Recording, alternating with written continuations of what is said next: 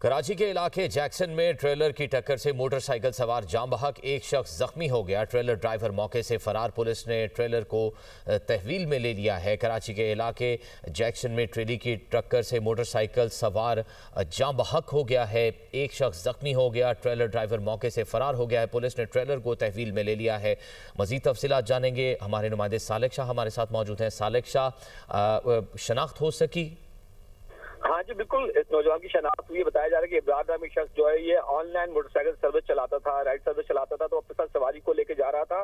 तो port area के करीब जो है वहाँ पर गेट नंबर 5 के करीब तेज रफ्तार ट्रॉलर की जद में आकर जो है मोटरसाइकिल सवार जो शख्स जहाँ बहक हुआ है, जबकि उसके साथ जो बैठने वाली जो सवारी थी उस वाले से बताया जा रहा है कि वो शख्स जख्मी हुआ है, जिनको अस्पताल मुंतकिल किया गया है। पुलिस काम का ये बताना है कि वाकई के हादसे के बाद जो है ट्रॉलर ड्राइवर जो है वहाँ पर ट्रॉलर छोड़कर वहाँ से फरार हुआ है, जबकि ट्रॉलर को पुलिस ने तहवील में लेकर थाने मुंतकिल किया है। ये वाज़ेह है कि कराची का ये पोर्ट एरिया है जहाँ पर जो है दिन के औकात में जो है हैवी ट्रैलर और जो गाड़ियां हैं और ट्रॉलर को तहवील में ले लिया गया है। सालिक शाह आगाह कर रहे थे, आपका बहुत शुक्रिया।